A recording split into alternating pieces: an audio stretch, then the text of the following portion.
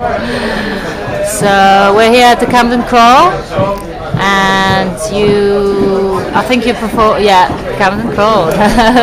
How was your performance? Did you enjoy it? Yeah, I had a lot of fun. Yeah.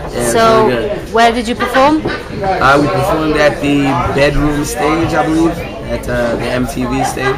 Oh, cool. Yeah, it was really good. Yeah. How was the crowd? It started off slow, but eventually I got them. Were they feeling it? Yeah, definitely. So I had a listen at your new records, or your EP actually, and it seems to have a lot of influences, because there's electro, but then there's also kind of rock stuff, then there's a little bit of folky stuff. So how do you manage to get all those influences? Aren't you bothered of not having your own, like, one sound? Well, I think that is my sound. Yeah? I think growing up listening to so many different types of music that I'm influenced by so much different sounds, it'd be unfair for me to pick one, because I don't like one more than the other. So as far as making my own sound is taking Bob Marley's drums and the Rolling Stones guitar and Dead Prez lyrics, and that's my sound. So how do you work when you're in the studio? A different process every time. My studio is right here. A lot of times everything starts outside, just walking down the street. I write in my head, or I hear the melodies, and then go into the studio. It's like construction, you know? Cool. So you're from Canada? Yes. So have you had your music out there as well? How's the crowd in comparison to London? In Canada, they know my stuff a little more. So people sing more and get involved more with the folky stuff. Yeah. But out here, you guys seem to be you like the aggressive music. So the crowd, as far as like the vibe, the energy just picked up from like 0 to 80 in like half a song. Isn't that good though? Because that way you have a challenge every time you're performing. I love the challenge. I love it. When we first came out, we played a bunch of the radio songs first, some pop songs, and I saw everybody with their patches on and their hats and their Ray-Bans all looking at me like, really, who's this bloke? Really, really? But then by the third song, they were like, oh, okay, cool, you know? And then by the end, they were all like, you know? Cool. I like the challenge. I enjoy it. So, what's the single that's out at the moment? It depends where you ask. Well, in the UK. In the UK, I believe it's Wolves and Life We Live. So can you tell me a bit about it? Wolves is a song based about the club life, and the government, and all the problems that our generation, me, you guys, all the problems we have upstairs. Wolves is about that. It's about how we're a social group of people running through the streets, never wanting to go home, howling at the moon, and all the reasons why we are like that, and why we don't sit at home and drink tea and eat biscuits anymore, and why we sit on the internet and go out and do all the things we do. So you've done a few collaborations as well. Yes. Any interesting ones that you really enjoyed doing? We've done everything from Britney Spears to The Whip. Yeah. Trashed. Yeah. Yeah, I believe they're from here. Oh wow. Yeah, they are. Yeah. No, we've done some interesting collabs. I think again back to like the versatility of the record is that we have people coming from like Britney Spears land, and people coming from like underground land. Like I'm about to go in the studio with Smashers, some local producers in a couple days, and I think that's the whole idea is that we're not limiting anything. I grew up white and black, English and French. Right. I wish you guys could have seen her face. So it's like growing up, I couldn't really make a lot of choices.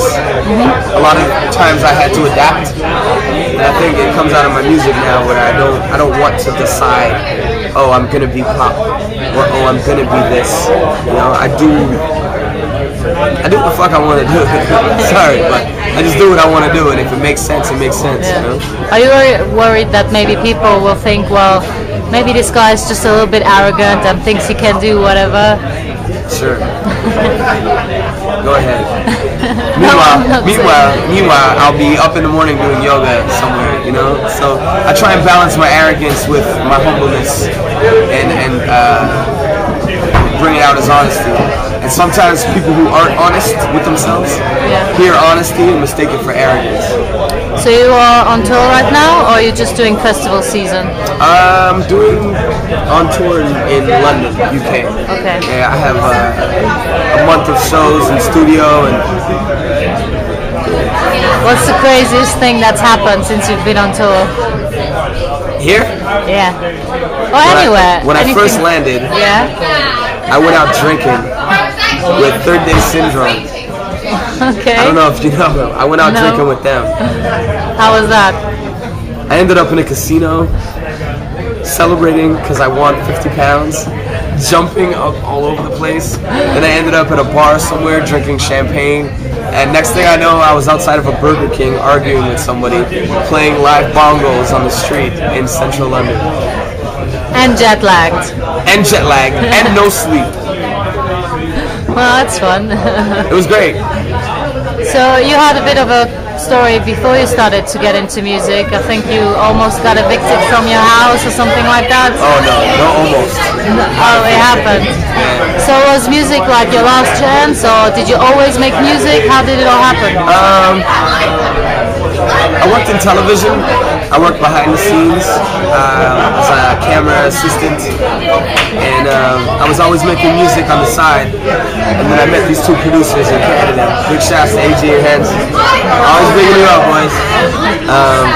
I met these two producers, started working with them, and then I got evicted from my house, so I slept in their hallway. Wow. And then I had this crazy job offer, and I turned down the job offer to continue making music with them. And here we are a year later, so. No regrets? Never. So what's up next? What are you gonna do? Just festivals? Or are you gonna do Europe?